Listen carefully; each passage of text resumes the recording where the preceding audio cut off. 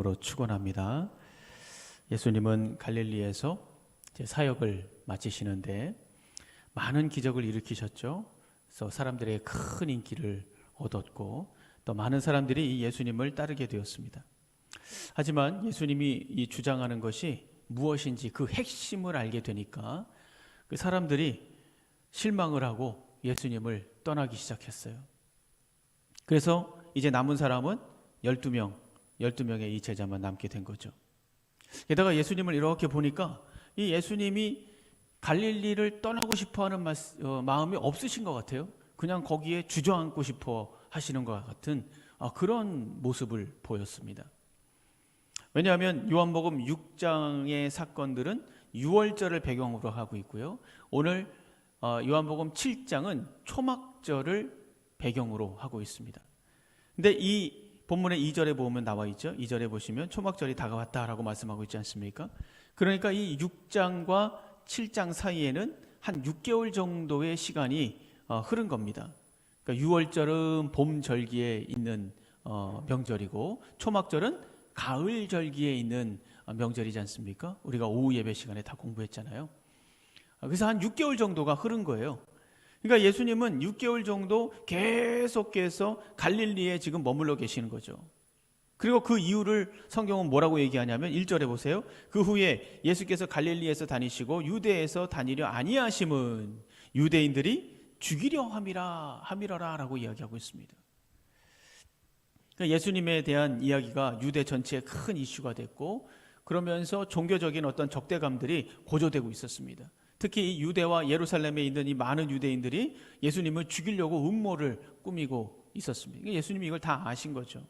이런 상황 속에서 이 예수님의 이 친형제들이 예수님께 나왔어요. 예수님에게는 형제들이 있습니다, 여러분. 예수님 이후에 이 요셉과 마리아 사이에서 낳은 자녀들이죠. 그래서 마태복음 13장에 보면 나와 있어요. 그 형제들은 야고보, 요셉, 시몬, 유다라 하지 않느냐라는 기록이 있습니다. 그러니까 4명의 형제가 있고 또 이름은 밝히지 않았지만 56절에 가보면 오늘 말씀 56절이 아니고요. 그래서 56절에 보시면 누이들도 있었다는 것을 우리가 알 수가 있습니다. 아무튼 이 형제들이 예수님 앞에 나왔어요. 그리고 뭐라고 얘기를 했냐면 아니 지금 초막절이 다가오니까 우리가 함께 유대로 올라갑시다. 거기 올라가가지고 기적을 한번 일으키셔요. 이렇게 간청을 했습니다. 아마도 그 형제들은 그렇게 하면 떠나갔던 제자들이 돌아올 것이다. 이런 생각을 가지고 있었던 거죠. 또 예수님의 인기가 올라갈 것이다. 또 예수님을 따르는 사람들도 엄청나게 또 많아질 것이다. 이런 생각을 한 거예요. 그래서 그 초막절 사람 많이 모이니까 거기에서 멋들어지게 한번 기적을 베풀어 보세요. 그러면 다시 회복이 될 겁니다. 이런 소리를 지금 하고 있는 거죠. 예수님께서 뭐라고 말씀하셨습니까? 그 이야기를 듣고 6절을 보세요. 6절에 이렇게 말씀하십니다. 예수께서 이르시되 내 때는 아직 이르지 아니하였거니와 너희 때는 늘 준비되어 있느니라. 이런 말씀을 하셨어요. 자, 오늘 이 말씀을 중심으로 말씀을 나눌 때 우리 그리스도인들이 믿음으로 산다라는 것은 도대체 뭐냐? 내가 무엇을 선택하는 것이 믿음이냐? 무조건 잘 될 거야 이렇게 체면 걸어놓고 살아가는 게 그게 믿음인가? 아니죠. 아니면 밑도 끝도 없이 말도 안 되는 꿈을 가지고 될 거야 그러면서 살아가는 것인가? 정말 믿음이라는 것이 믿고 그냥 앉아있기만 하면 다 되는 것인가? 예수님께서 보여주신 이 믿음의 선택, 이 3가지를 통해서 오늘 여러분의 믿음이 건강하고 또 견고해지기를 주님의 이름으로 축원합니다.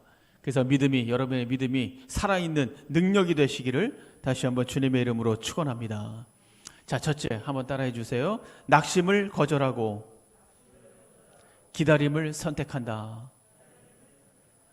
여러분, 믿음이라는 것이 바로 이거예요. 낙심을 거절하고 기다림을 선택하는 겁니다. 예수님은 지금까지 많은 기적을 일으키면서 사람들에게 큰 인기를 얻었어요. 오병이어의 사건을 통해서 엄청난 무리들이 예수님을 쫓아다니게 됐죠. 그야말로 이 예수님이 유명 인사가 된 거예요. 하지만 반대로 그만큼 이 기득권 세력에게는 완전히 찍혔죠. 미움을 살 수밖에 없어요. 특히 그 당시에 그 사회를 이끌어가고 있었던 주류 종교 지도자들, 이 종교 지도자들은 예수님이 눈에 가시예요. 눈에 가시. 왜 눈에 가십니까? 예수님 때문에 자신들의 권위가 땅에 떨어졌어요. 자신들의 위선과 거짓을 막 파헤치지 않습니까? 허점을 찌르고 또 자기가 하나님의 아들이라고 얘기를 하고 그냥 들 수가 없는 거죠. 그래서 이 유대인들이 예수님을 죽이려고 음모를 꾸미게 된 거예요. 예수님이 이 사실을 다 알고 있었던 거죠. 여러분 생각해 보세요. 누군가 나를 죽이려고 도사리고 있다. 음모를 꾸미고 있다. 여러분 이게 얼마나 무서운 일입니까? 스토킹만 당해도 큰 트라우마가 되는데 이거 정말 무서운 일 아닙니까? 게다가 보세요. 제자들이 예수님을 떠나기 시작했잖아요. 예수님이 주장하는 것이 마음에 들지 않았다는 거죠. 예수님하고 같이 있으면 뭘 좀 얻어먹을 수 있을까 했는데 같이 있어봐야 뭐 이상한 소리만 하고 있고 살림살이에 전혀 도움이 안 되는구만. 그러면서 이런 판단이 딱 쓰니까 떠나가기 시작한 거예요. 든든하게 자신을 지지해주고 응원해주고 찬양하던 사람들이에요. 그런데 하루아침에 돌변해가지고 등을 돌려버렸습니다. 그리고 떠나버렸어요. 여러분 예수님의 마음이 어떻겠습니까? 이거 공든탑이 하루아침에 무너지는구나, 이런 심정이 아니었겠어요? 또 보세요. 가족들은 어떻습니까? 자신이 하나님의 아들이라고 말하고 생명의 떡이라고 말하고 나의 살과 피를 먹으라라고 이야기합니다. 이런 예수님의 가르침들을 정말 힘들어했던 사람들이 누구냐? 가족들이죠. 가족들. 왜냐하면 주변에 있던 사람들이 너의 형 이거 미쳤어. 이거 이상한 소리 하네. 귀신 들린 거 아니야? 이런 소리를 자꾸 하니까 얼마나 가족들이 마음이 힘들겠습니까? 이런 소리를 계속 듣고 있었던 거죠. 예수님은 자기들하고 같이 먹고 자고 함께 자라난 사람인데 이상한 소리를 하니까 이 가족들도 정말 창피한 거예요. 괴로운 거죠. 괴로운 거. 저 형이 왜 이러는 거야? 그래서 그 형제들이 죄송합니다. 그 형제들이 2절 3절을 보시면 2절 3절 한번 보세요. 우리 다 같이 한번 읽어보겠습니다. 시작.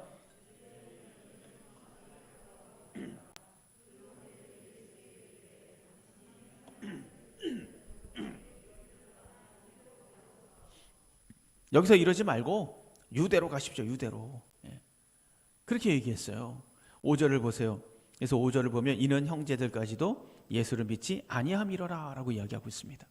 자, 여러분 예수님은 지금 사방이 막혔습니다. 그죠? 우리가 쭉 봤지 않습니까? 사방이 막혔어요. 힘 있는 사람들은 예수님을 죽이려고 하고 제자들은 떠나가고 가족들조차 예수님을 믿지 못하는, 오히려 예수님을 조롱하고 있지 않습니까? 저 유대나 좀 가가지고 거기에서 기적을 일으켜요. 이렇게 가족들까지 조롱하고 있어요. 그러니까 순식간에 사방이 막힌 겁니다. 어디로 가야 될지, 누구를 의지해야 될지 낙심하고 포기하고 좌절할 수밖에 없는 그런 상황이잖아요. 누가 봐도 이건 좌절을 해야 되고 주저앉아야 되는 상황 아닙니까? 그런 상황이 벌어졌어요. 그렇다면 예수님은 어떻게 해야 됩니까? 모든 것을 다 포기하고, 우리라면 모든 것을 다 포기하고 에휴 안 되겠다, 인간들은 역시 안 돼, 에이 다 쓸어버리자, 이렇게 바로 심판을 하실 수 있습니까? 없습니까? 하실 수 있어요. 그리고 아니면은 안 되겠어, 그냥 던져버리고 나 하늘로 올라갈래, 에이 모르겠다, 다시 올라가자, 그러고 다시 하늘로, 하나님 곁으로 올라갈 수 있습니까? 없습니까? 예수님은 그렇게 하실 수 있는 분입니다. 아주 편리한 선택지가 많아요. 그러나 예수님이 선택하신 건 뭡니까? 기다림이죠. 예수님이 선택한 것은 낙심이 아니고 기다림이에요. 여러분 믿음이 뭡니까? 믿음이라는 것은 결국은 기다리는 거예요. 오만 가지 생각이 나를 공격하고 나를 힘들게 만들지만 그럼에도 불구하고 끝까지 기다리는 것, 이게 바로 믿음이에요. 예수님은 사방이 막혀버리고 후퇴해버린 자신의 사역을 보면서 낙심하지 않았습니다. 불리하게 돌아가는 상황과 환경을 보면서도 낙심하지 않았습니다. 왜요? 왜 낙심하지 않았을까요? 하나님의 거대한 계획을 믿고 있었기 때문에 그래요. 하나님의 거대한 계획이 있다. 그래서 예수님이 선택한 것이 뭡니까? 바로 기다리는 것이죠. 여러분 우리가 전진할 때도 있지만 후퇴할 때도 있는 거예요. 바로바로 일을 진행해야 될 때도 있지만 머무르고 기다리고 또 참아야 될 때도 있는 겁니다. 전진만 한다고 승리하는 게 아니에요. 오히려 전진만 하다가 쓰러지고 넘어지고 망해버리는 겁니다. 그렇지 않습니까? 전진만이 능사가 아니에요. 그래서 때로는 후퇴하고 기다리는 용기가 필요합니다. 여러분, 미래학자 엘빈 토플러 아시죠? 이 엘빈 토플러가 예전에 이런 말을 했어요. 미래를 예측한 거죠. 이제 지구촌은 강자와 약자 대신 빠른 자와 느린 자로 구분될 것이다. 빠른 자는 승리하고 느린 자는 패배할 것이다. 이렇게 미래를 예측했습니다. 정말 날이 갈수록 속도라는 것이 성공하는 요건의 이 주요한 핵심 요건으로 자리 잡고 있지 않습니까? 속도. 인터넷도 점점 빨라집니다. 고급 음식도 그냥 몇 초 만에 그냥 다 해먹을 수 있는 그런 키트가 나오지 않습니까? 자동차, 기차 얼마나 빨라졌어요? 택배, 배달 점점 빨라집니다. 우리나라가 IT 시대에 조명받고 있는 이유가 뭐예요? 속도가 빠르기 때문이에요. 속도가. 국민성이. 그래서 우리가 옛날에는 빨리빨리 이거 굉장히 창피했잖아요. 이거 창피했잖아요. 상당히 어렸을 때 빨리빨리 이 문화가 우리 망친다 뭐 이러면서 굉장히 창피했어요.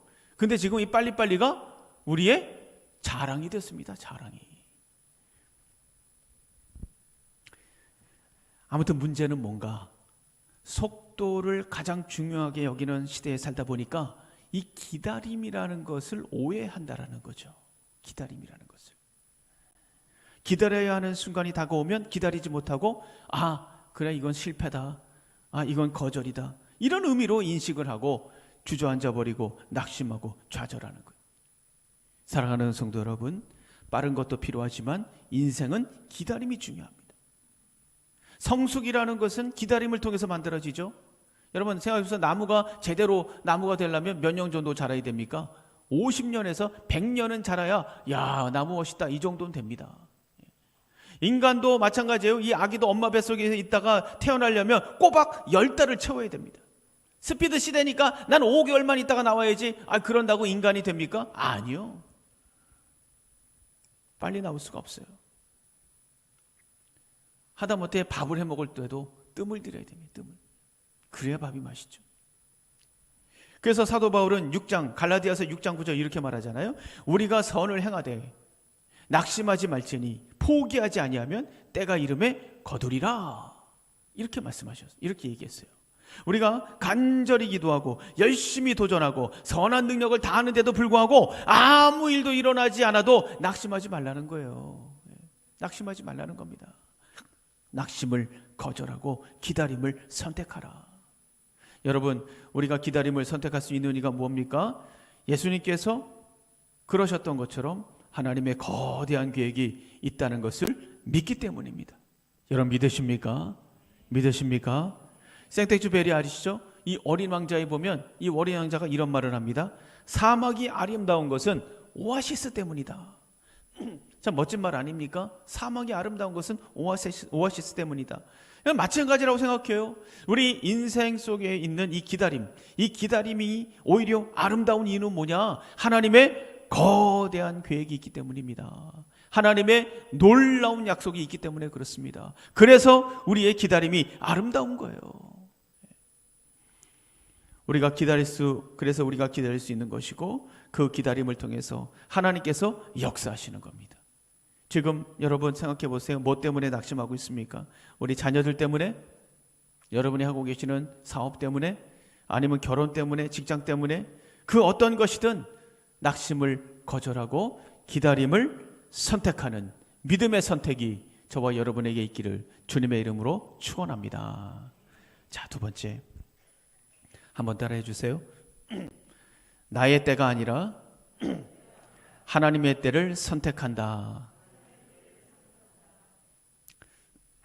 예수님의 형제들은 예수님이 답답해 보였죠. 아니 도대체 6개월 동안 집에서 뭐 하는 거야? 지금 제자들이 다 떠나갔는데 사람들 관심도 점점 식어가는데 뭐라도 해야지. 저렇게 6개월 동안 집에만 있으면 어떻게 해? 뭐 이런 마음이었던 것 같아요. 4절을 보세요. 4절 우리 다 같이 한번 읽어볼까요? 시작. 스스로 나타나기를 구하면서 묻혀서 일하는 사람이 없나니 이 일을 행하려 하거든 자신을 세상에 나타내소서 하니. 묻혀서 일하는 사람이 없다. 집에만 있냐 이 소리예요. 아니 자기가 하나님의 아들이라고 하면서 집에만 있으면 어떡해? 세상에 나가서 자기를 좀 드러내야지. 유튜브도 좀 만들고, 또 방송에도 좀 나가고, 좀 제일 핫한 곳에 가가지고 거기서 기적도 일으키고, 그래야 뭐가 되지. 저렇게 집에만 있으면 어떡해. 지금 이 소리를 하는 겁니다. 그러니까 예수님의 형제들은 예수님을 어떻게 생각하고 있는 거예요? 이 말씀을 딱 보면 이 형제들은 예수님의 능력은 믿은 것 같아요. 그렇지 않습니까? 이 형이 얘 능력이 있네. 그건 믿은 것 같아요. 그러나 예수님의 뜻은 존중하지 않았습니다. 왜요? 왜 존중하지 않았습니까? 예수님을 메시아로 보고 있지 않기 때문이죠. 그저 신기한 능력을 가진 나의 형제 정도로 생각하고 있는 거예요. 그리고 또 한 가지, 자신을 세상에 나타내소서라고 재촉하지 않습니까? 그러니까 이 형제들은 예수님의 이 놀라운 능력을 통해서 사람들에게 인기를 얻어내고 자랑을 하고 이런 어떤 종교적인 허영심에 사로잡혀 있었다는 것을 우리가 볼 수가 있습니다.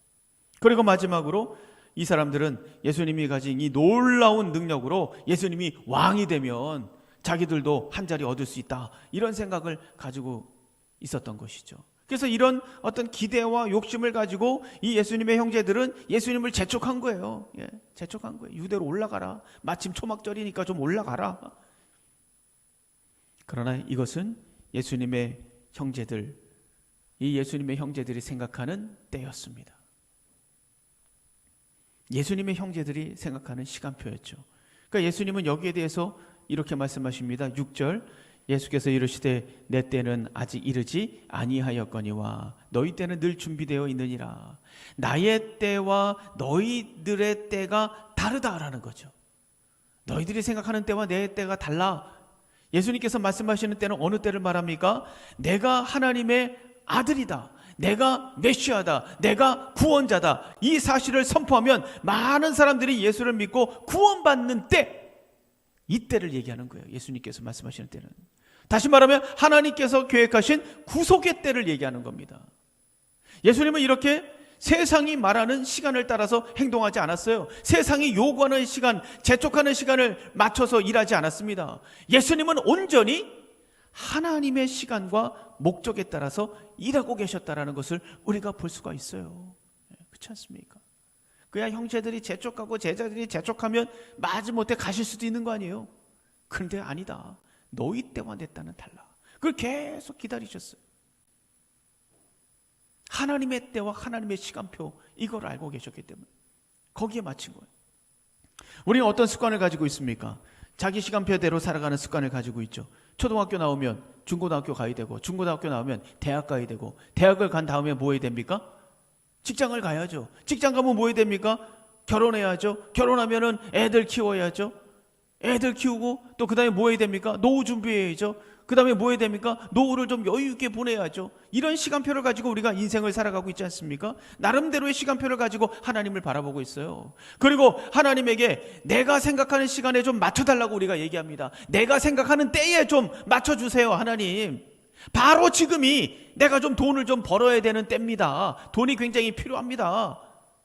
그러니 지금 당장 돈을 주세요. 지금이 찬스입니다. 하나님, 지금이 취업할 때예요. 취업할 때. 요 때를 좀 맞춰주셔야지. 아이고 하나님, 바로 지금이 그때입니다. 그러니까 좀 요 때를 좀 맞춰주세요. 우리가 이렇게 늘 하나님 앞에 요구하지 않습니까? 자기의 때를 주장하잖아요. 그리고 그렇게 되지 않으면 어떻게 우리가 생각합니까? 그 내 때를 맞춰주지 않으면 뭐라고 생각해요? 에이, 하나님이 없구만. 기도해도 소용없구만. 이렇게 우리가 생각해 버린다는 거죠. 예수님의 형제들처럼 자신을 중심으로 시간표를 짜고 때를 정하고 계획을 세우고 거기에 맞지 않으면 하나님을 부정해버리고 주님을 부정해버리고. 그러나 여러분, 우리는 예수님처럼 하나님의 때에 우리의 시간표를 맞춰야 됩니다. 왜냐하면 하나님은 나를 향한 계획을 가지고 계시기 때문에 그래요. 나를 향한 하나님의 계획이 있어요. 하나님은 그 시간표를 따라서 나를 인도하고 나를 축복하시는 겁니다. 그래서 하나님의 시간표에 나를 맞추면 고난을 이해할 수 있어요. 그렇지 않습니까? 하나님이 내 시간표를 끌어가고 계시지. 고난을 이해할 수 있다니까요. 억울한 일도 인내할 수 있어요. 계속되는 어떤 인생의 연단도 감당할 수 있습니다. 초라해진 나의 모습도 견딜 수 있습니다. 왜요? 하나님의 시간표를 믿기 때문이죠. 하나님의 시간표를 믿고 끝까지 가는 거예요. 예. 내 인생은 하나님의 시간표 속에 있다. 하나님은 사실 시간을 초월해서 계신 분이에요. 우리는 시간이라는 어떤 물리적 한계를 가지고 있지만 하나님은 시간 바깥에 계신 분입니다. 영원 속에 존재하고 계시는 분입니다. 예를 들면 여러분 생각해 보세요. 제가 오남에 이제 3년 전에 왔을 때 이 오남이 있는지도 몰랐어요. 예. 왔는데 어디에 뭐가 있는지 하나도 몰랐어요. 근데 하루 지나니까 여기 진주 아파트라고 하더라고요. 여기 진주 아파트가 있고, 또 하루가 지나니까 저쪽에 오남 저수지가 있다고 해서 거기 가보니까 그냥 너무 파라다이스 같은 그런 오남 저수지가 있더라고요. 또 있다 보니까 이쪽 이제 진접으로 가는 쪽이구나. 또 하루 지나니까 이쪽이 별내로 가는 쪽이구나. 이렇게 조금씩 시간이 흐르면서 여긴 이가 있고 여긴 저게 있고 이거는 이거 있고, 그러면서 지형도 알게 되고 어떤 지리도 알게 되고 조금씩 길을 알아갔습니다. 그러나 여러분 생각해 보세요. 헬기를 타고 오남 지역에 떴다고 생각해 보세요. 한눈에 다 볼 수 있지 않습니까? 여기 파라다이스 빌 아파트, 여기 진주, 저쪽은 오남 저수지구나. 이게 한눈에 들어올 거예요. 마찬가지입니다. 하나님께서는 수만 개의 개별적인 시간대를 한눈에 내려다보시는 분이에요. 여러분 믿으십니까? 그래서 하나님께서는 예상하지 못했던 갑작스러운 일이 없습니다. 갑자기 결정을 내려야 되는 일도 없습니다. 하나님께는 좌절하는 것도 없고 완성하지 못하는 게 없어요. 한마디로 모든 것을 통찰하시는 분이십니다. 모든 시간대, 과거, 현재, 미래 모든 시간대를 통찰하시고 한눈에 보시는 거죠. 그래서 우리는 우리의 시간표를 가지고 불안해하거나 또 조급해하고 안다라는 것이 아니라 나의 시간표를 내려놓고 모든 것을 통찰하시는 누구의 때에 맞춰야 되겠습니까? 하나님의 때에 맞춰야 되는 거예요. 하나님의 때. 전도서 3장 11절 이렇게 말씀하시죠. 하나님이 모든 것을 지으시되 때를 따라 아름답게 하셨고 때를 따라 아름답게 하셨다. 우리 옆에 분하고 한번 인사하겠습니다. 당신의 때가 있습니다. 여러분의 때가 있어요. 다 때를 따라 아름답게 하셨다라고 말씀하시고 있어요. 여러분이 아름답게 표현할 때가 올 줄로 믿습니다. 여러분이 멋있게 일어날 때가 올 줄로 믿습니다. 여러분이 승리할 때가 올 줄로 믿습니다. 감사하고 기뻐하고 춤추고 이럴 때가 올 줄로 믿습니다. 믿으시며 크게 아멘 하시기 바랍니다. 여러분 이 때가 올 거예요. 때를 따라 아름답게 만드셨다고 하셨어요. 우리가 하나님의 일을 제대로 감지하지 못하는 이유가 뭔지 아세요? 하나님은 분명히 우리의 삶 속에서 역사하시고 인도하시고 이끌어 주시는데 우리는 그걸 잘 감지를 못해요. 그래서 내 때로 내 생각대로 그냥 막 살아가지 않습니까? 그 이유가 뭐냐? 우리는 너무 느리게 진행되거나 너무 빨리 지나가는 것을 캐치를 못해요. 그래서 그렇습니다. 눈으로 보고 있으면서도 너무 느리면 몰라요. 눈으로 보고 있으면서 빨리 지나가면 뭐가 뭔지 모릅니다. 예를 들면 생각해 보세요. 여러분들 기상 일기예보 할 때 태풍 이동 경로가 보입니까? 실시간으로 보면 이 태풍 경로가 이게 보입니까? 안 보이죠. 그런데 빨리 돌리면 전체적으로 봤을 때 굉장히 느리지만 빨리 돌리면 볼 수 있잖아요. 빨리 돌리면요 이 태풍이 어디로 가는지 볼 수가 있습니다. 태풍이 이렇게 해서 한반도로 지금 오고 있구나. 이걸 빨리 돌리면 차차차차차 이렇게 올라가잖아요. 막 눈에 보이지 않습니까? 태풍이 움직이는 게. 반대로 여러분 벌새 아시죠? 벌새. 날개짓 하는 벌새. 이 벌새가요 1초에 날개짓을 몇 번 하는지 아세요? 90번 한답니다. 똑딱 요 사이에 날개짓을 90번 한대요. 얼마나 빠릅니까? 굉장히 빠르죠. 그 날개짓을 어떻게 하는지 여러분 보입니까? 안 보여요. 그러나 필름을 느리게 하면 보입니다. 날개짓을 안 하고 있던 게 아니에요. 날개짓을 하고 있더라고요. 보이는 거예요. 느린 화면으로 돌려보면 벌새가 날개를 어떻게 움직이는지를 볼 수가 있어요. 여러분 하나님께서 우리 삶 속에 들어오셔서 역사하시고 일하시고 아름다운 일들을 만들어 가시는 것을 우리가 감지하지 못하는 이유도 마찬가지예요. 이 하나님의 일이 우리가 이해하기에는 너무 느린 거예요. 또 너무 빠른 겁니다. 너무 느리거나 너무 빠르기 때문이에요. 하지만 중요한 것은 뭡니까? 감지하지 못하는 것뿐이지 하나님께서는 지금도 우리의 삶 가운데 일하고 계시다라는 사실이죠. 여러분 믿으십니까?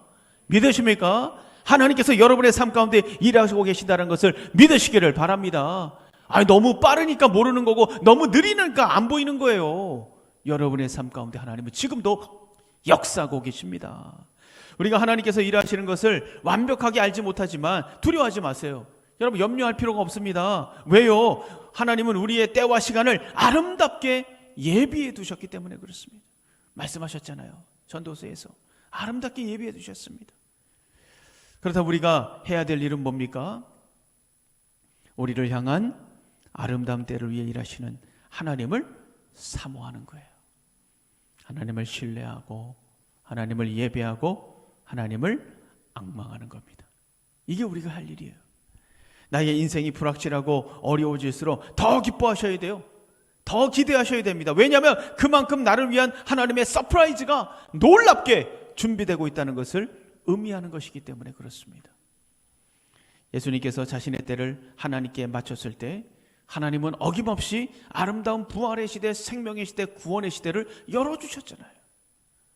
여러분의 때를 하나님께 맞추고 아름다운 때를 향해서 믿음으로 달려갈 때 기쁨의 시대, 축복의 시대, 은혜의 시대가 여러분의 인생 가운데 활짝 열려지기를 주님의 이름으로 축원합니다. 세 번째 한번 따라해 주세요. 욕심을 거절하고 십자가를 선택하라. 6절 말씀을 다시 보시면 예수님께서 이르시되 내 때는 아직 이르지 아니하였거니와 너희 때는 늘 준비되어 있느니라. 여기서 내 때는 아까도 이제 말씀드렸지만 예수 그리스도께서 메시아로 선포되고 하나님의 구속 계획이 이루어지는 때를 이야기한다라고 말씀을 드렸습니다. 한마디로 말하자면 십자가의 길이에요. 십자가의 길. 십자가의 길. 그리고 너희 때는 늘 준비되어 있다. 이 말은 무슨 말입니까? 너희들은 나와는 달리 종교적인 신뢰를 위해서 언제든지 갈 수 있다는 거예요. 죽으러 가는 게 아니지 않냐? 너희들은 언제든지 순례의 길을 너희들이 거기 갈 수 있다. 이 말씀을 하시는 겁니다. 그러나 내가 예루살렘에 올라가는 것은 인류 구원을 위한 특별한 사명을 가지고 올라가는 것이다. 이 말씀을 지금 하시고 있는 겁니다. 저는 여기서 말씀드리고 싶은 게 뭐냐면 예수님은 십자가의 길을 선택했다는 거죠. 이 예수님은요, 형제들이 재촉하는 것처럼 그냥 둘러보는 순례의 길을 갈 수도 있었습니다. 또 화려한 컴백을 위해서 기적을 작심하고 기적의 길을 갈 수도 있었습니다. 그렇잖아요. 그리고 자기 명예와 부와 욕심을 채우기 위해서 욕망의 길을 갈 수도 있었습니다. 그러나 예수님께서 선택한 길은 무슨 길입니까? 십자가의 길이죠. 참 대단하지 않습니까? 사람들은 십자가의 길을 싫어하죠. 의사 지망생들도 레지던트가 되면은 이제 자기 과를 정하지 않습니까? 자기 전문 분야를 이제 결정하는데 외과를 지망하는 학생이 거의 없대요. 외과. 다 아시죠? 외과를 지망하는 학생이 거의 없다. 왜냐하면 받는 보수 그 힘은 힘대로 들고 일의 강도는 엄청 세고 보수도 작고 의료 소송에 휘말리기가 쉽기 때문에 외과는 기피 대상이라 안 간대요. 어떤 분이 얘기하더라고요. 100명인데 자기 혼자래요. 자기 과에서. 자기 혼자 외과 지원했대요. 그래서 비교적 일이 쉽고 돈벌이가 되는 과로 간다는 거죠. 제가 다른 과를 비하하거나 폄하하는 거 아닙니다. 오해하지 마시고 현상을 말씀드리는 것뿐입니다. 그래서 웬만한 사명감이 없으면 외과를 안 간다는 거예요. 교회도 마찬가지 아닙니까? 우리 교회는 안 그렇지만 식당 봉사, 주차, 쓰레기 정리하는 거 이런 거 굳은 일들, 힘들고 보이지 않는 일들 이거 별로 하기 싫어합니다. 그리고 뭐 하기 좋아합니까? 눈에 보이고 화려하고 멋있고 부담 없고 쉬운 거 이런 거 선호하죠. 이런 거. 그러나 여러분, 우리 예수님은 어떤 길을 선택하셨다고요? 십자가의 길을 선택하셨습니다. 물론 신앙생활이라는 것이 최종 목적이 고난이 아니에요. 신앙생활의 최종 목적이 십자가입니까? 아닙니다. 우리의 최종 목적은 기쁨이고 영광이고 축복이죠. 그러나 십자가 없는 영광은 없어요. 십자가 없는 부활 없습니다. 십자가 없는 생명 없습니다. 십자가 없는 축복 없어요. 더욱이 십자가를 제쳐두고 내가 참된 믿음을 갖기를 원한다? 어불성설이죠. 말도 안 되는 거예요. 그래서 성경은 요한복음 12장 24절 이렇게 말합니다. 한 알의 밀이 땅에 떨어져 죽지 아니하면 한 알 그대로 있고 죽으면 많은 열매를 맺느니라. 죽어야 된다. 십자가의 길. 한 알의 밀이 땅에 떨어져 죽는다는 건 뭡니까? 예수님의 십자가 죽음을 의미하는 거예요. 그 미달이 땅에 떨어져서 죽었을 때 부활이 되었고 생명이 되었고 영광이 되었고 구원의 역사가 일어났다라는 것을 우리가 보고 있지 않습니까? 여러분, 하나님께서 기뻐하는 삶은요, 우리가 땅을 많이 차지하는 게 아니에요. 땅을 많이 차지하는 게 하나님이 기뻐하시는 게 아닙니다. 뭐 땅에다가 말뚝 박아놓고 여기까지가 우리다, 넘어오지 마, 이거 지키는 것을 기뻐하는 것도 아닙니다. 하나님께서 기뻐하는 것은 뭡니까? 우리가 땅 속에 묻히는 거예요. 묻히는 거. 우리 옆에 분하고 한번 인사 나누겠습니다. 우리 땅 속에 묻힙시다. 예. 땅 속에 묻히셔야 돼요. 땅 속에. 하나님이 그걸 제일 기뻐하시는 게 그겁니다. 땅 속에 묻히는 거예요. 그래서 주님이 말씀하시잖아요. 누가복음 9장 23절, 아무든지 나를 따라오려거든 자기를 부인하고 날마다 제 십자가를 지고 나를 따를 것이니라.